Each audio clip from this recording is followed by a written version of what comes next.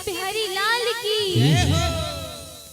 और इसी के साथ आइए हम आज के 6वें दिवस की कथा में प्रवेश करते हैं।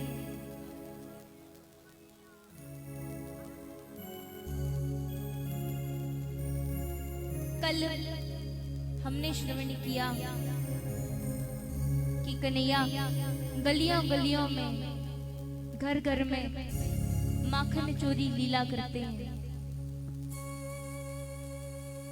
और गोपियां भगवान को स्वागत के साथ बुलाती हैं और कन्हैया माखन चुराते हैं, मटकियां फोड़ते हैं। एक दिन एक नई नई गोपी आई थी वृंदावन में। तो उस गोपी की सास ने बोला कि अरे गोपी, ये अभी नई नई आई है, तो तू एक काम कर, इसे भी अपने साथ मथुरा ले जा। अब गोपी ने कहा ठीक है, इसके सर पर भी मटकी रख दो, हमारे साथ तो कुछ माखन बेचना सीखेगी, दूध दही बेचना सीखेगी। अब ले तो गई, लेकिन रास्ते पे डर लग रहा है कहीं नंद राय का छोरा ना आ जाए। अगर वो आ गया तो बिना कर दिए जाने नहीं देगा। और कर किस बात का? माखन दूध दही का। अब वह गोपी चुपते छिपाते बस चली जा रही है रास्ते से, आज कहीं कृष्ण नजर ना आ जाए। और जैसे ही जा ही रही थी उतने में कृष्ण आ गए। अब गोपी ने कहा अरे कन्हैया, तू यहाँ कैसे? कहा गोपी एक बात बता। गोपी बोलती है पूछो कन्हैया। कन्हैया बोले एक बात बता, जो प्रजा का राजा होता है उसका अधिकार होता है ना कर लेने का, और जब जब मैं कर लेने आता हूँ तो छुपते छुपाते निकल जाती है। आज नहीं छोड़ूंगा, आज तो तुझे कर देना पड़ेगा। गोपी ने बोला क्यों रे कन्हैया, इससे पहले तो हमने कभी किसी को कर नहीं दिया, लेकिन तू बात बात पे कर लेता है। जब हम यमुना किनारे अपनी मटकी भरवे को जाएं, तब भी तू कहे कि अरे गोपी, अरे सखी, मैं यहाँ का राजा हूँ। तो वह गोपी ने तुझसे कही कि तू कहाँ को राजा है? यहाँ के राजा तो नंदराय जी हैं, नंद जी हैं। तू तो वह को छोरा है ना। तो लाला तूने क्या कहो तो पता है? तूने कहो तो कि मैं यहाँ के राजा का पुत्र हूँ, और जब मैं यहाँ का राजकुमार हूँ तो यहाँ की रेख देख तो मुझे ही करनी पड़ेगी ना। मेरे बाबा तो सीधे साधे हैं, उन्हें कुछ आता नहीं है, सब कुछ मुझे ही देखना पड़ेगा। और तू यमुना नदी से भी कर वसूलता है। कन्हैया ने कही हाँ गोपी, और मैं राजा हूं तो मेरा हक बनता है कर लेने का, और तुम्हारा बनता है देने का। अब तो तुम्हें माखन देना पड़ेगा। गोपी ने कही अरे कन्हैया, आज जाने दे, आज ये नई नई गोपी भी आई है हमारे साथ, माखन बेचने जा रही है, क्या सोचेगी।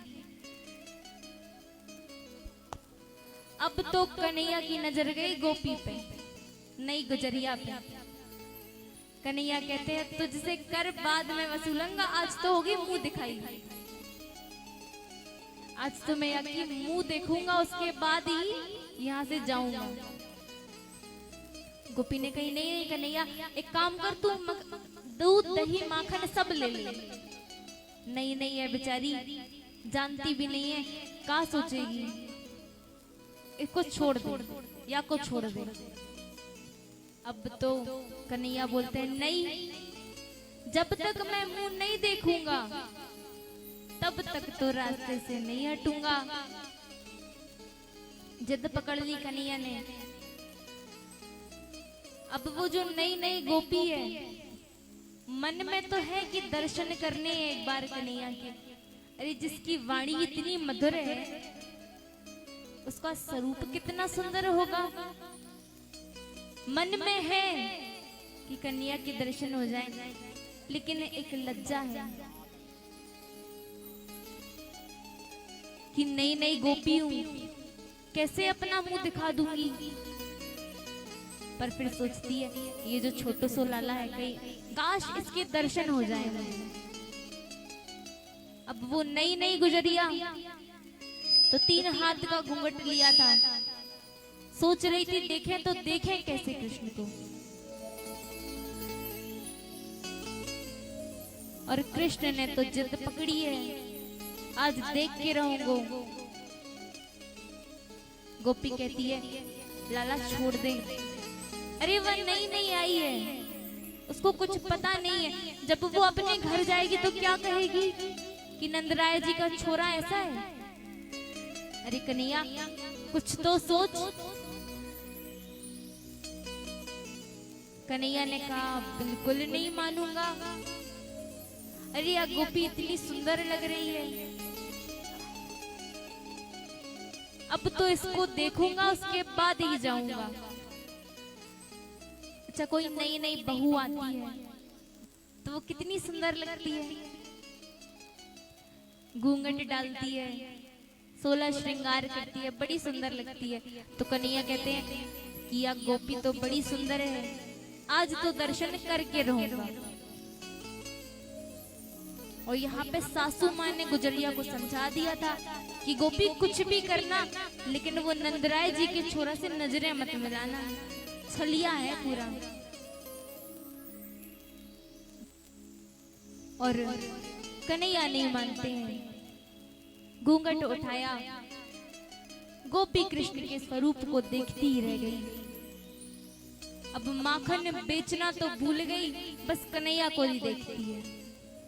घर लौट कर आई, सासू माँ ने पूछा अरे बहू कितना दूध दही बेचकर आई है। गोपी ने कहा मैया दूध दही का तो नहीं पता, लेकिन आज एक रास्ते पर बड़ा ही सुंदर बालक मिला था और वो बड़ा सुंदर है।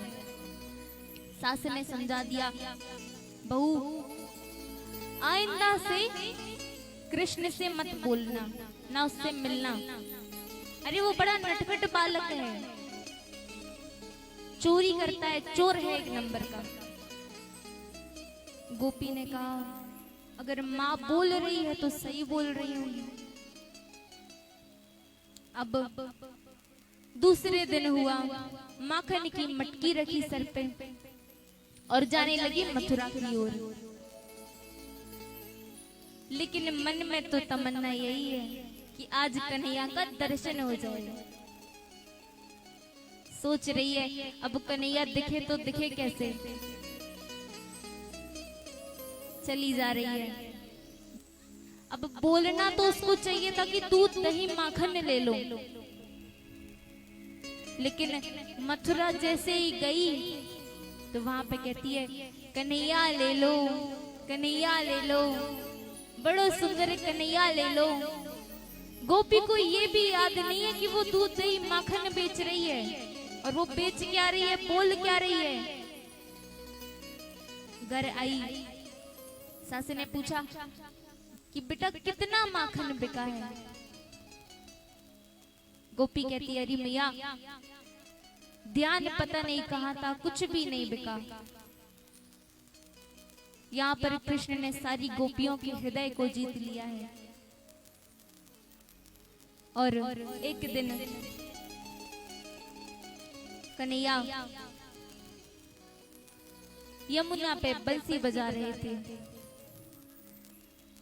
यहाँ पर उनकी बेटे राधा रानी से हुई।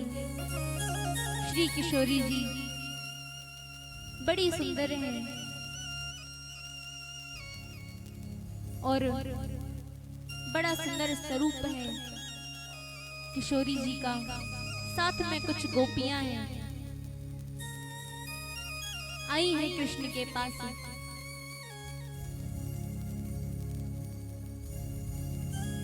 कृष्ण सोचते हैं कि श्री किशोरी जी से मित्रता कैसे की जाए।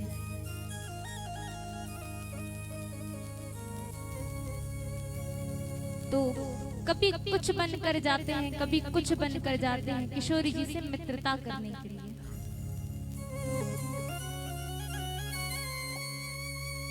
किंतु किशोरी जी कृष्ण से बात नहीं करती हैं। एक दिन कन्हैया ने पूछा, राधे क्या मैं आपको अच्छा नहीं लगता? राधे जी ने कहा कि नहीं कन्हैया, मैंने सुना है कि तुम बहुत छलिया हो, तुम बहुत बड़े चोर हो, माखन चुराना तुम्हारा पेशा है और कोई चोर से मित्रता नहीं करता। जट कन्हैया ने कह दिया कि हे राधा रानी, आज से मैं माखन की चोरी छोड़ दूंगा, किंतु आप मुझसे मित्रता कर लो। और राधा रानी और कृष्ण की मित्रता हुई। यहाँ पर जब कन्हैया 7 वर्ष के हुए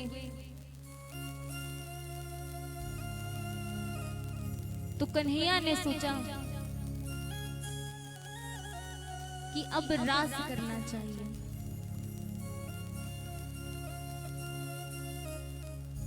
और यहाँ पर कन्हैया ने क्षीर हरण लीला की है। कई लोग कहते हैं भगवान ने गोपियों के वस्त्र चुराए, लेकिन ऐसा नहीं है। कन्हैया ने गोपियों के अज्ञान का हरण किया है। और यहाँ पर जब कामदेव ने नारद जी को युद्ध के लिए ललकारा, नारद जी ने कहा, प्रभु मैं तो आपसे युद्ध नहीं कर सकता, किंतु मैं किसी को जानता हूं जो आपके साथ युद्ध करने में सक्षम है। तब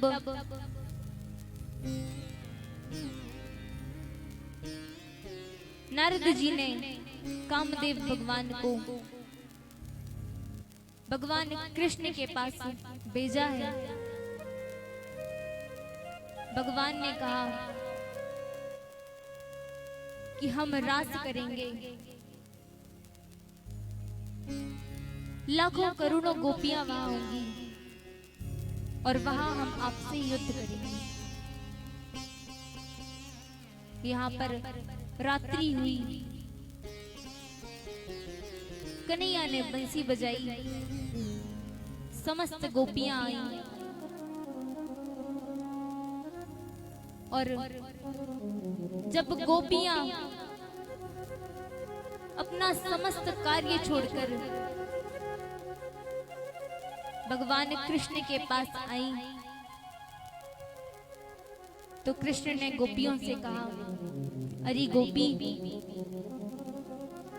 इतनी रात्रि को तुम यहाँ क्या कर रही हो? गोपियों को बड़ा दुख हुआ कि कृष्ण आपने ही हमें बुलाया और आप हमसे कहते हैं कि तुम यहाँ इतनी रात्रि को क्या कर रही हो? यही सवाल तो आप पर भी लागू होता है। आप यहाँ इतनी रात्रि को कर क्या रहे हैं? कृष्ण ने बोला, गोपी मैं तो बस यहाँ पर बंसी बजा रहा था।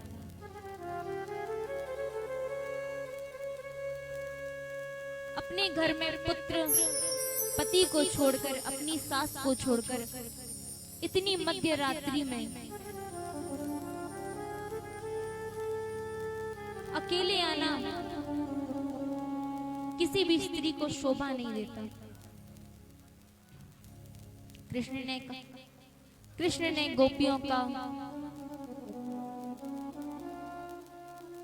परीक्षा लेने के लिए ऐसी बातें कही, लेकिन गोपियों को नहीं पता। आज बड़ी दुखी हैं गोपियां कि एक तो कृष्ण ने हमें बुलाया और अब कहता है कि मैंने तुम्हें नहीं बुलाया। गोपियां कहती हैं, कृष्ण एक बात बताओ,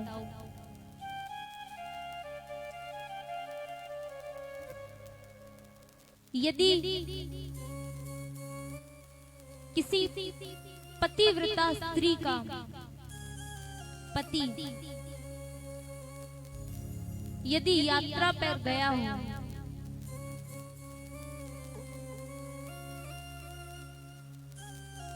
तो क्या उस स्त्री को भोजन नहीं करना चाहिए? क्योंकि स्त्री का नियम तो यही है, पतिव्रता स्त्री का, कि अपने पति को देखकर भोजन करे, अपने पति से पहले उठे, उसकी ही पूजा करे। तो जब हमारे पति बाहर गए हुए हैं तो तब हम क्या करें? कन्हैया ने कहा, अरे गोपी तू भी बावरी है, अपने पति का एक फोटो तू भगवान के सामने रख, सुबह उठते से ही उसके दर्शन कर, उसके पश्चात जब भोजन बनाए तो उसी प्रकार उनके समक्ष भोजन रख, जिस प्रकार अपने पति के समक्ष रखती है। और उसके पश्चात जितना समय तुम्हारे पति को भोजन करने में लगता है उतनी समय तक तुम उनके समक्ष बैठो। उसके पश्चात जब तुम्हें लगे कि उन्होंने भोजन ग्रहण कर लिया है तो तुम उसे उनका प्रसाद मानकर ग्रहण कर लो, इसमें उसे कोई पाप नहीं लगेगा। गोपी ने कहा, अच्छा सुनो कन्हैया, यदि हम अपने पति को भोजन करा रहे हैं, अपने फोटो रूपी पति को, और उतने में हमारे असली पति आ जाए,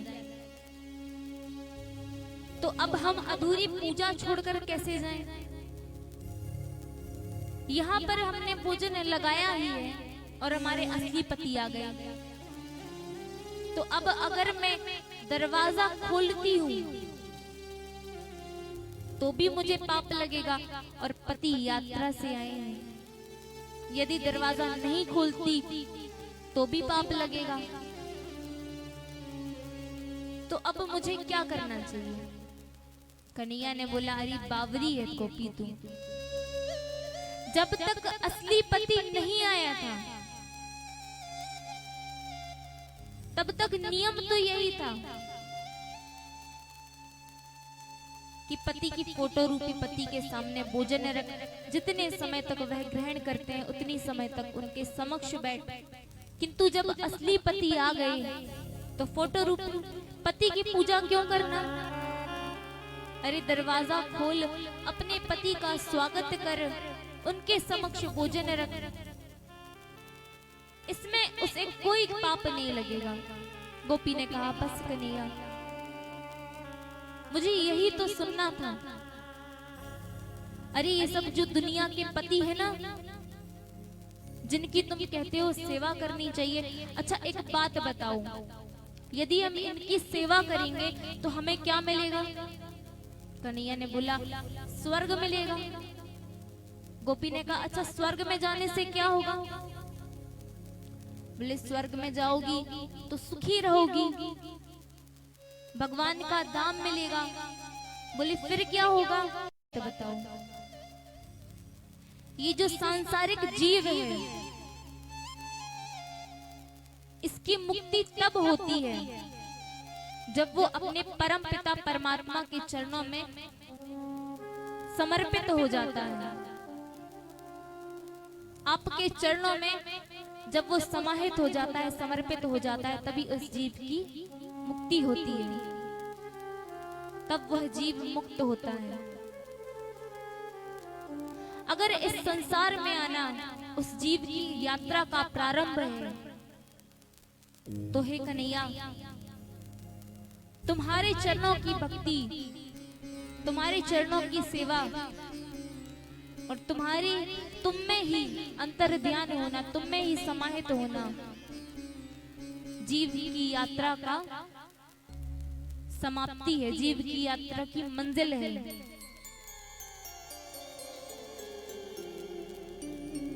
कन्हैया कहते हैं कि गोपी स्त्री को अपने पति की सेवा करनी चाहिए। गोपी कहते हैं कि कृष्ण, ये दुनिया के पति तो नकली पति हैं, हमारे असली पति तो तुम हो। जब कृष्ण जान गए कि गोपियों के अंदर कोई अज्ञान नहीं है, कोई छल कपट नहीं है, तब कन्हैया ने रास किया और जब रास में सभी गोपियां आई, राधा रानी आई, तो एक दिन राधा रानी ने बड़ा सुंदर हार पहना हुआ था और वह हार था मोतियों का। यहाँ पर एक दिन कन्हैया ने कहा, राधे, आपके गले का यह हार मुझे बड़ा सुंदर लगता है, क्या मैं इसे देख सकता हूँ? तब राधा रानी ने हंसी मजाक में कह दिया, अरे कन्हैया, तुम इसे नहीं छू सकते। कन्हैया ने कहा, क्यों नहीं छू सकता? राधे ने कहा, कन्हैया, अगर तुम्हारे 7 पुश्तें भी बिक जाए ना, तो भी इस हार का मूल्य नहीं लगा सकती। ये हार बहुत महंगा है। कृष्ण को बात बुरी लग गई। अच्छा, हम और आप होते वहीं लड़ने लग जाते, तूने सब बोला तो बोला कैसे, है ना? लेकिन कृष्ण चुपचाप चले गए, कुछ नहीं कहा। राधा रानी समझ गई शायद कृष्ण बुरा मान गए। सोचा कल तो आएंगे, कल मना लेंगे। उस समय मोबाइल तो था नहीं कि झट कोई गुस्सा हुआ मैसेज कर दिया, फोन लगा दिया, है ना? अच्छा, अगर हमसे कोई गुस्सा हो जाता है तो हम क्या करते हैं? फोन लगा लेते हैं तुरंत। उस समय ऐसा कोई फोन नहीं था, तो राधा रानी ने सोचा कि हम कल कृष्ण को मना लेंगे। और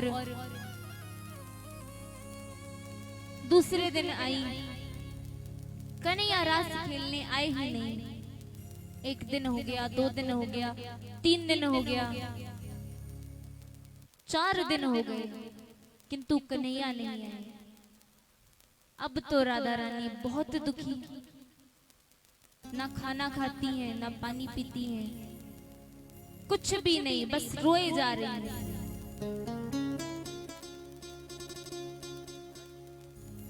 वृषभानु जी बड़े दुखी हैं राधा रानी को देखकर। और नारद जी एक दिन वृषभानु जी के घर आए, पूछा कि हे वृषभानु जी, सब बढ़िया है ना? कोई परेशानी तो नहीं? राधा रानी कैसी है? वृषभान जी ने कहा, अरे नारद जी, क्या बताएं आपको। आजकल राधा रानी बड़ी दुखी रहती है। उनके दुख का कोई कारण है भी या नहीं मुझे पता नहीं, कुछ बताती ही नहीं, बस रोए जाती हैं। नारद जी ने कहा, वृषभान जी, यदि कोई पुत्री बिना कारण के ही रोने लग जाए तो समझ जाना चाहिए कि वह विवाह योग्य हो गई है। अब आपको राधा रानी का विवाह कर देना चाहिए। वृषभान जी ने पूछा, विवाह तो कर दें, लेकिन किसके साथ करें? तो यहाँ पर नारद जी कहते हैं कि हे वृषभानु जी, ये जो नंद राय के छोरा है ना कृष्ण, हाँ थोड़ी बहुत चोरियां कर लेते हैं, किंतु विवाह के बाद सुधर जाएंगे। और नंद राय जी तो आपके मित्र हैं। कोई अनजान की यहाँ पर अपनी पुत्री देते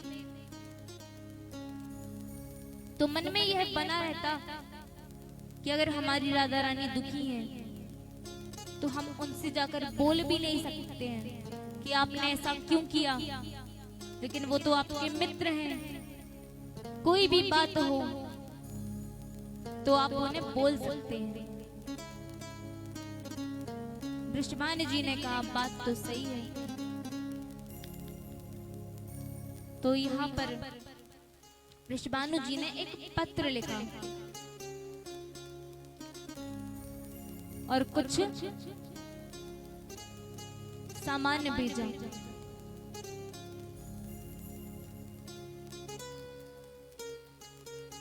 वृषभानु जी ने 107 कोपर में तरह तरह की वस्तुएं भेजी और एक कोपर में मोती ही मोती रखे और भेज दिए नंदराय जी के घर। यहाँ पर जब नंद बाबा ने देखा तो राधा रानी, कौन मना करेगा राधा रानी के लिए। नंद राय जी ने स्वीकृति पत्र भेजा। सोच रहे थे कि कोपरों में भरे क्या, खाली तो भेज नहीं सकते,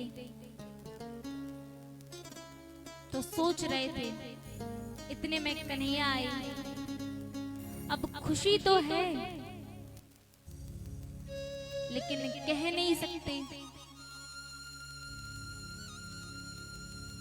एक कोपर में नजर गई, एक मुट्ठी मोती उठाए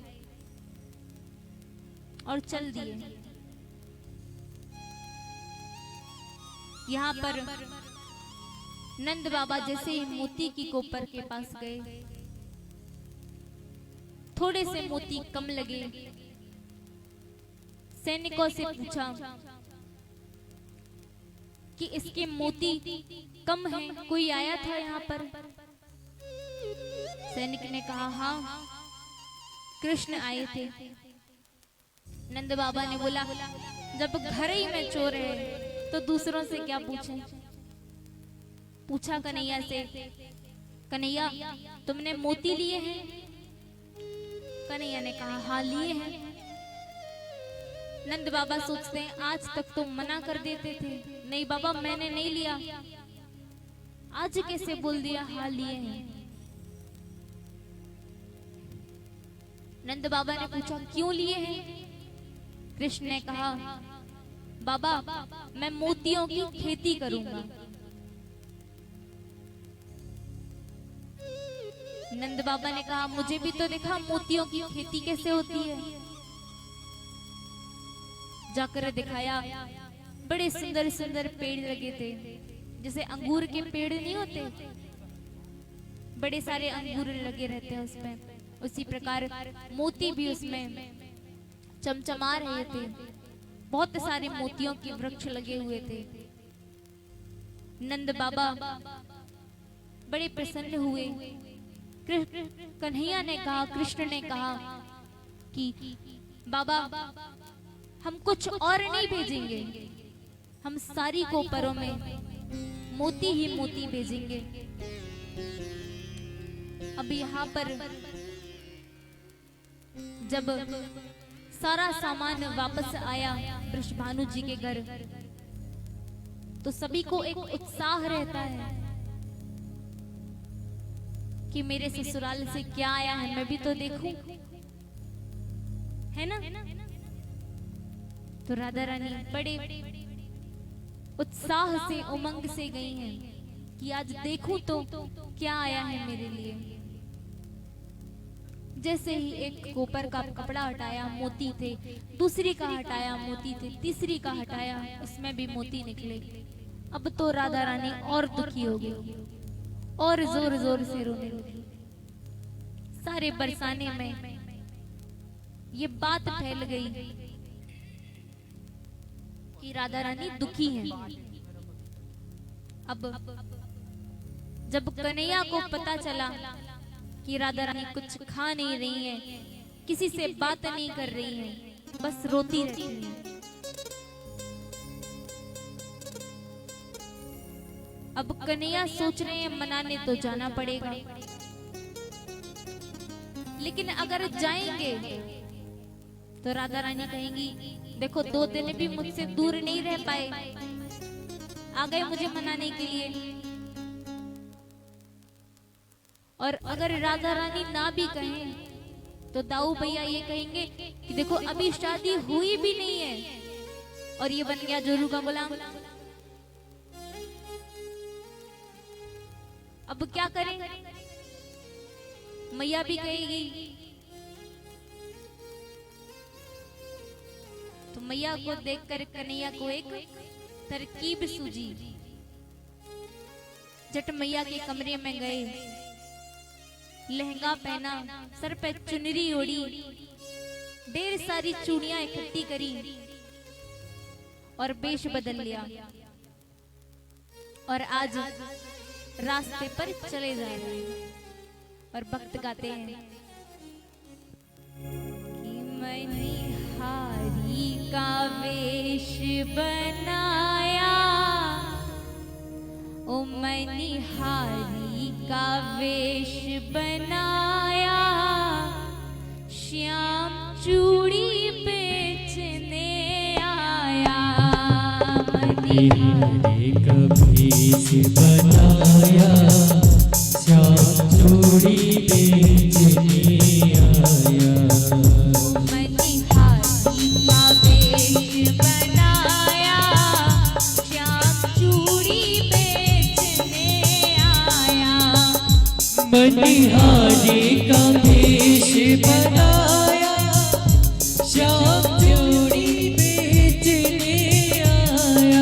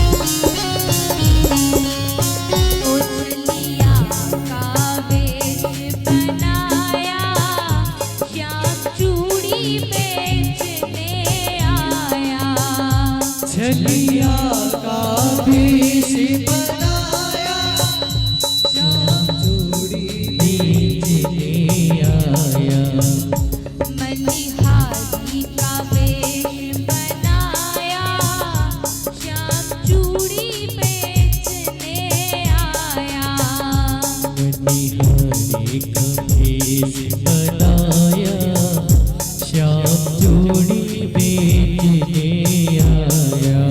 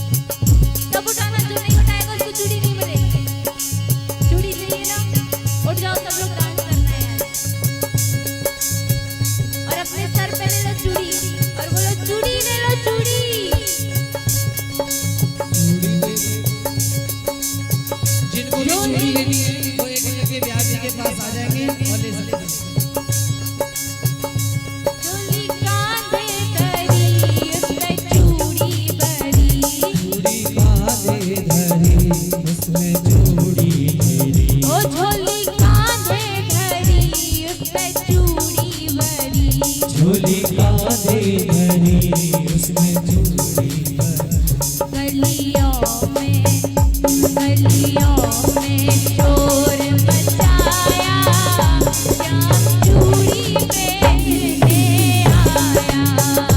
गलियों का भेष बनाया, श्याम चूड़ी बेचने आया। मणिहारी का वेश बनाया, श्याम चूड़ी बेचने आया। मणिहारी का भेष बनाया, श्याम चूड़ी बेचने आया।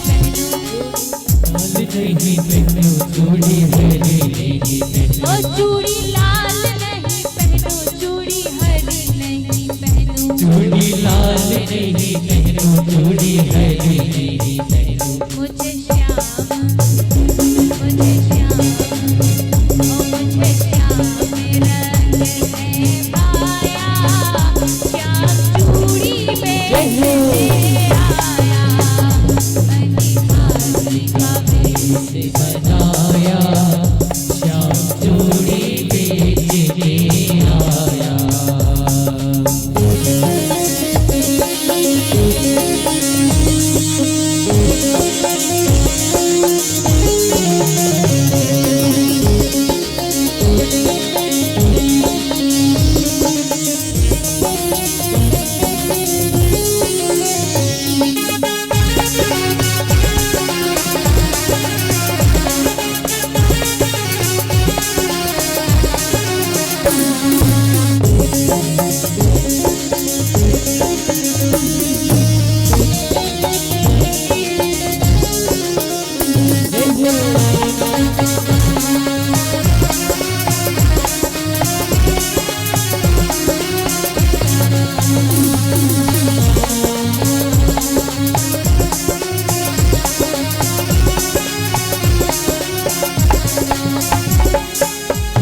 राधा पहनन लगी, श्याम पहनाने लगे।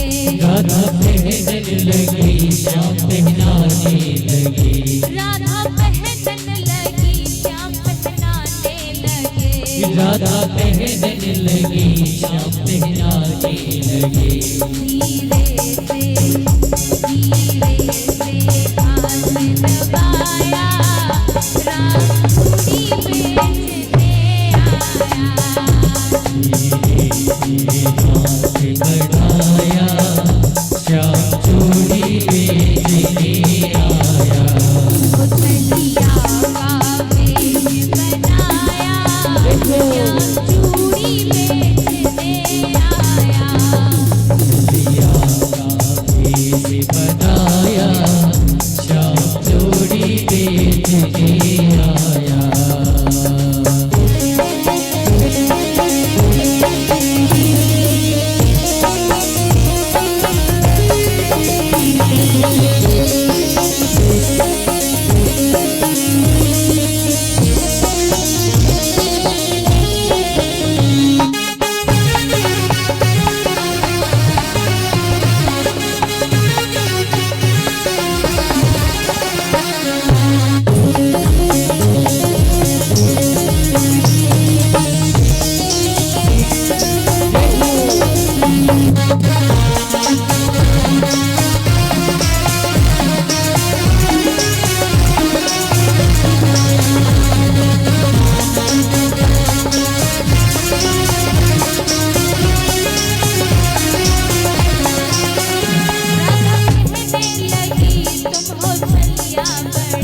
राधा कहने लगी तुम हो छलिया बड़े। ओ राधा कहने लगी तुम हो छलिया बड़े। राधा कहने लगी तुम हो छलिया बड़े। राधा ने हाथ बढ़ाया, श्याम चूड़ी बेचने आया। मनिहारी का वेश बनाया श्याम चूड़ी बेचने आया।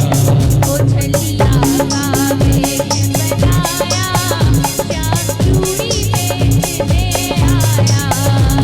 छलिया का भेष बनाया श्याम चूड़ी बेचने आया। ओ छलिया का वेश बनाया, श्याम चूड़ी बेचने बनाया श्याम चूड़ी बेचने आया। श्याम चूड़ी बेचने आया। श्याम चूड़ी बेचने आया।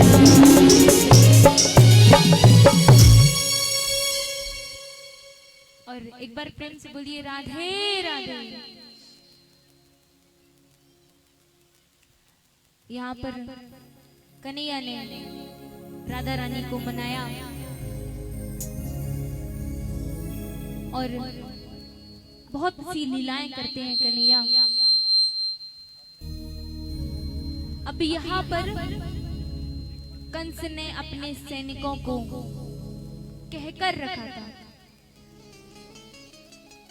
कि सैनिकों, यदि वृंदावन में कुछ भी कोई भी ऐसी घटना होती है जो तुम्हें थोड़ी सी अटपटी लगी तो तुरंत बताना। और वृंदावन में कौन सी घटना घट गई? एक 6 वर्ष के बालक ने गोवर्धन को उठा लिया। कितने आश्चर्य की बात है। सैनिकों ने जाकर कंस को बताया। कंस समझ गया यह बालक और कोई नहीं, यही वासुदेव और देवकी की 8वीं संतान है। कंस ने ब्राह्मणों को बुलाया और कहा कि ब्राह्मण देवता, मेरी ऐसी इच्छा है कि हमारे राज्य में बहुत अधिक समय हो गया किंतु कोई राजसूय यज्ञ नहीं हुआ। कहा प्रभु यज्ञ कराना है। मैया, ओ मैया, कथा श्रवण कर लीजिए, उसके पश्चात आप चूड़ी बांट लीजिएगा। कथा श्रवण करने के पश्चात बांट लीजिएगा अंत में चूड़ी। और यहाँ पर जब ब्राह्मण देवता से कहा कंस ने कि प्रभु, यदि आपको राजसूय यज्ञ कराना है तो समस्त परिवार को आमंत्रित करना होगा। यहाँ पर कंस का विचार तो यही था,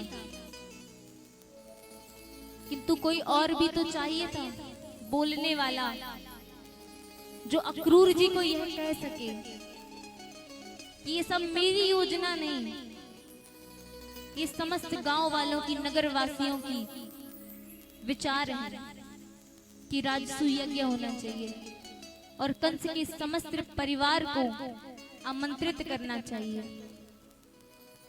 यहाँ पर अक्रूर जी को बुलाया गया। कंस ने कहा, हे अक्रूर जी, एक राजसूय यज्ञ कराना है और हमारा समस्त परिवार तो है, किंतु ब्रज में 2 बालक हैं और वह दोनों हमारे कौन है? परिवार के सदस्य, मामा भांजे का रिश्ता है हमारा। तो अपने दोनों भतीजों को तो बुलाना पड़ेगा, निमंत्रित करना होगा। इतने में कृष्ण वहां आ गए। कन्हैया ने कहा, बाबा, मैं भी तो देखना चाहता हूँ मथुरा नगरी को। आज से पहले मैंने ऐसा बड़ा राजसूय यज्ञ नहीं देखा। और फिर कंस तो हमारे मामा श्री हैं, उनसे बेटी भी हो जाएगी। और बाबा, मैं ज्यादा दिन के लिए नहीं जाऊंगा, कल जाऊंगा और परसों वापस आ जाऊंगा।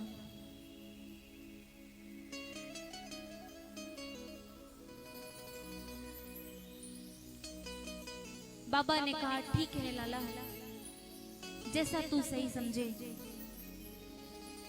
मैया को मनाया। एक बार के लिए तो मैया बड़ी दुखी हो गई, किंतु जब लाला ने समझाया, अरे मैया, तो को तो पता है तेरो लाला तेरे बिना कहीं रह ही नहीं सकता। मैं कल जाऊंगा और परसों आ जाऊंगा। मैया ने कहा, ठीक है। और प्रातः काल हुई। यहाँ पर जैसे ही गोपियों को, सभी ग्वाल बालों को पता चला आज वृंदावन में रात्रि में कोई नहीं सोया, किसी ने भी विश्राम नहीं किया, किसी को निद्रा नहीं आई। सब के सब नंद बाबा और माँ यशोदा के द्वार पर खड़े हैं, इंतजार कर रहे हैं। यदि कृष्ण जाने के लिए सोचेंगे तो हम उनके सामने खड़े हो जाएंगे, कृष्ण हमें छोड़कर मत जाओ। आज जैसे ही नंद बाबा बाहर आए, एक ग्वाल ने कहा, अरे नंद बाबा आप हमें बता दीजिए, यदि आपके घर खाने को नहीं है तो कोई बात नहीं, हम आपके दोनों पुत्रों को अपने साथ ले जाएंगे।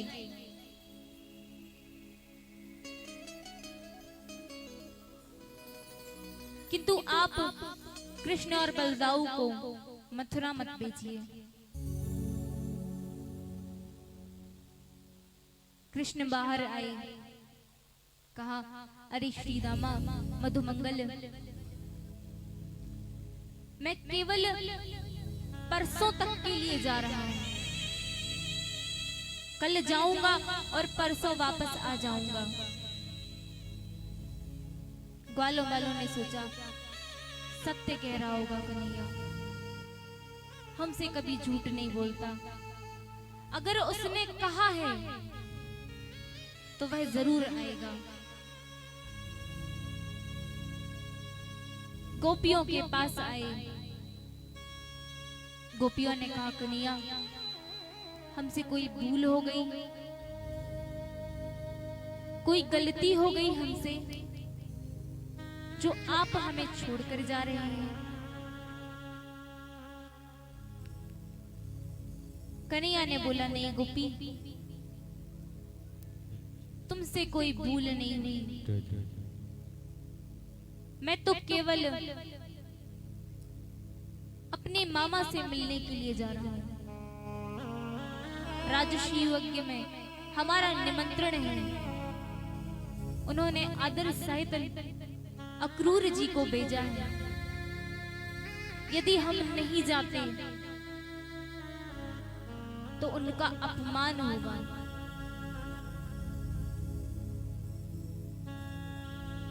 और गोपी देख, यदि तुझे विश्वास नहीं है तो मैं तेरे समक्ष एक लकीर खींच देता हूं।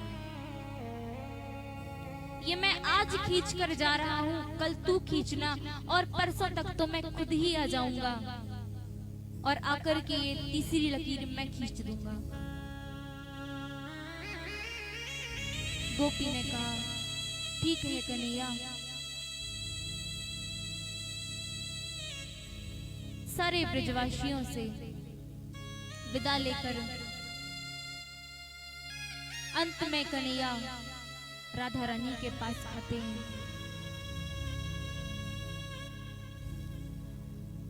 आज वह कृष्ण जो हर किसी को झूठ बोलते हैं, हर किसी को छल लेते हैं,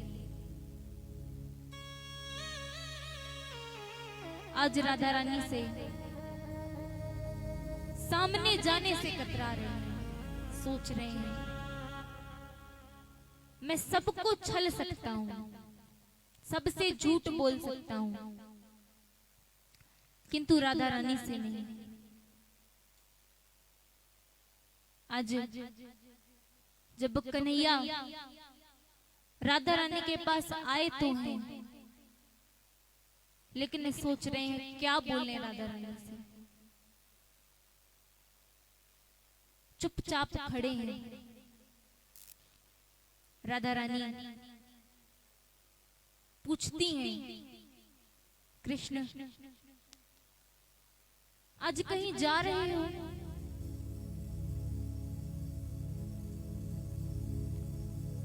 कृष्ण ने कहा, हाँ राधे, मथुरा से अक्रूर आए हैं, हमें मथुरा ले जाने के लिए। राधा रानी ने कहा कल परसों तक आ जाओगे ना? कन्हैया कहते हैं राधा रानी, हे राधे, मैं इस ब्रज में सबसे झूठ बोल सकता हूँ, सबसे असत्य बोल सकता हूँ, सबको छल सकता हूँ, किंतु राधे एक तुम हो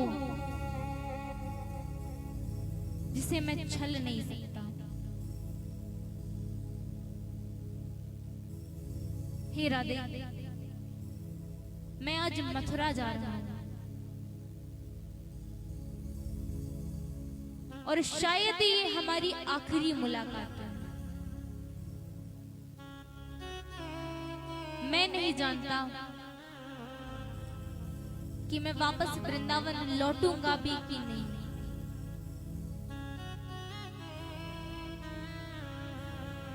शायद है कि लौट कर आ जाऊं। मुझे लगता है मैं अब दोबारा कभी वृंदावन नहीं लौटूंगा। और हे राधे, जाते जाते तुमसे एक वचन चाहता हूं कि राधा रानी, जब मैं यहां से चला जाऊंगा तो तुम मेरी याद में अपनी आंखों से एक भी अश्रु ना गिराना। राधा रानी ने कहा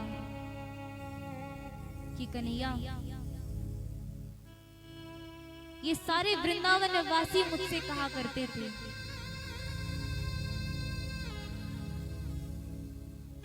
कि तू छलिया है।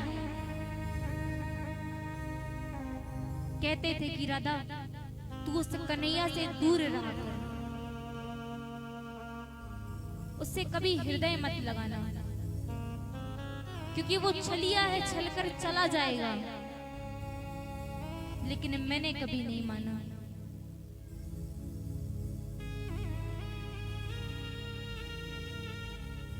हे कन्हैया, बरसात आए और छत गीली ना हो, ये हो नहीं सकता। और तुम्हारी याद आए और ये आंख गीली ना हो, ये हो नहीं सकता। किंतु कन्हैया, ठीक है, मैं तुम्हें वचन देती हूं कि मैं अपनी आंखों से एक भी अश्रु तुम्हारी याद में नहीं गिराऊंगी। किंतु हे कन्हैया, आज मैं भी तुमसे एक वचन चाहती हूं। कन्हैया ने कहा, सिर्फ एक वचन? कहा हाँ, सिर्फ और सिर्फ एक वचन। कन्हैया ने कहा, मैंने तो सोचा था कि ऐसा कुछ मांगेंगी जो मैं दे नहीं पाऊंगा, लेकिन केवल एक ही वचन की तो बात है। जाओ दिया। राधा रानी ने कहा, पहले सुन तो लो कि मैं मांग क्या रही हूं। कन्हैया कहते हैं, बोलो।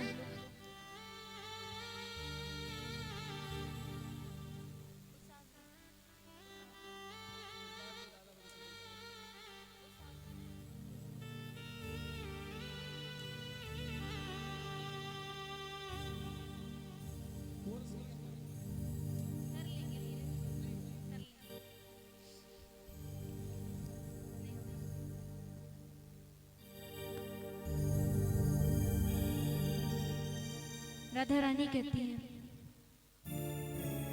ओ सावरे, ओ सावरे, ओ सावरे, ओ सावरे, ओ सावरे, ओ सावरे, सावरे।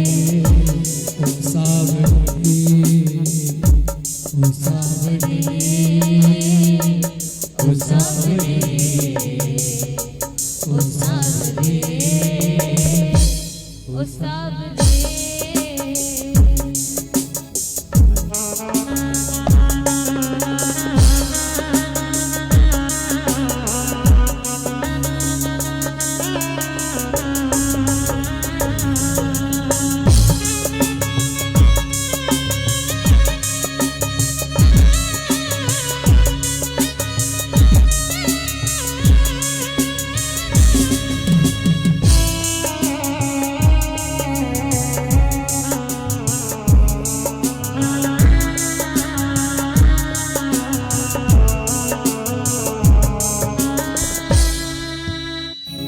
राधा रानी कहती है, कन्हैया मैं नहीं कहती, ये सारी दुनिया कहती है कि तू भगवान है। और अगर तू भगवान है तो 3 चीज भगवान के हाथों में होती है, जन्म, मरण और पुनर्जन्म। और अगर ये सत्य है तो कन्हैया सुन, अब एक तमन्ना है, कर फिर से जन्म मिले। अब एक तमन्ना है, घर फिर से जन्म मिले। ओ अब एक तमन्ना है, कर फिर से जन्म मिले। अब एक तमन्ना है, घर फिर से जन्म मिले। मैं श्याम बनूं तेरा, तू राधा बन के जिए। मैं श्याम बनूं तेरा, तू राधा बन के जिए। बनोगे राधा,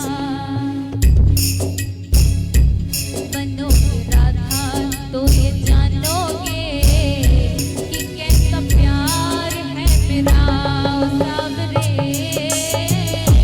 ओ सावरे, ओ सावरे, ओ सावरे, ओ सावरे। ओ सावरे, ओ सावरे, ओ सावरे, ओ सावरे।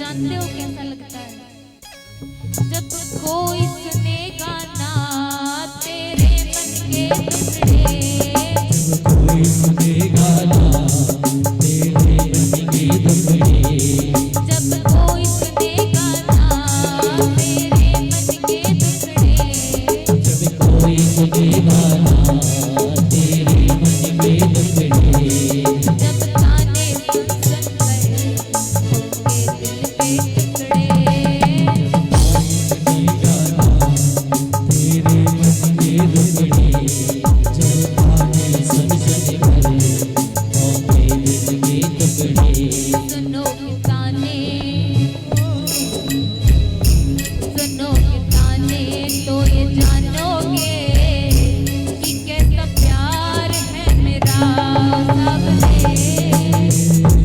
ओ सावरे, ओ सावरे, ओ सावरे,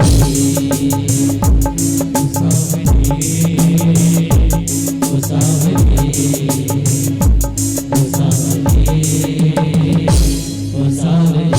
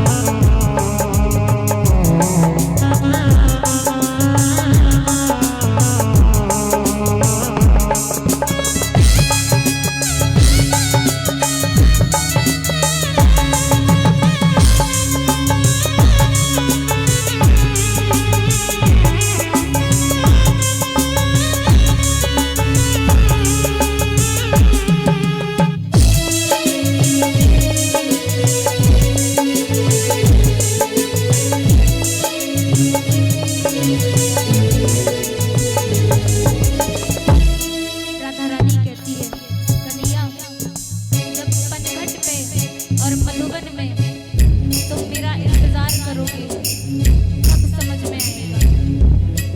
पनघट पे मधुबन में वो इंतजार करना, मधुबन में वो इंतजार करना, पनघट पे मधुबन में वो इंतजार करना, पनघट पे मधुबन में वो इंतजार करना। ऐ श्याम तेरे खाते वो घुट घुट के मरना, वो इंतजार करना। ए श्याम तेरी खातिर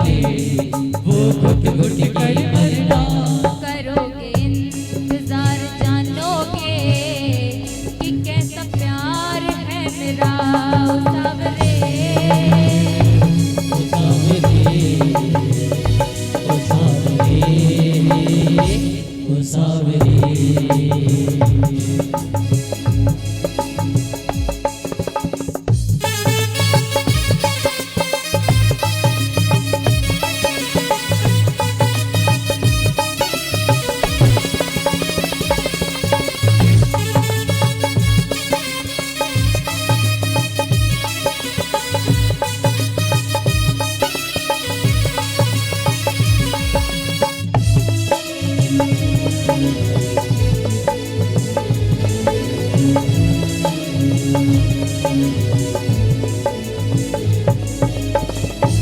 और कहते हैं कि दो प्रेम करने वालों को याद का सहारा होता है। जब कोई चला जाता है तो किस चीज का सहारा होता है? याद का। आज राधा रानी कहती है, तुम याद ना आया करो श्याम, तुम याद ना आया करो, तुम याद ना आया करो श्याम, तुम याद ना आया करो। याद आने से पहले ही आ जाया करो, तुम याद ना आया करो।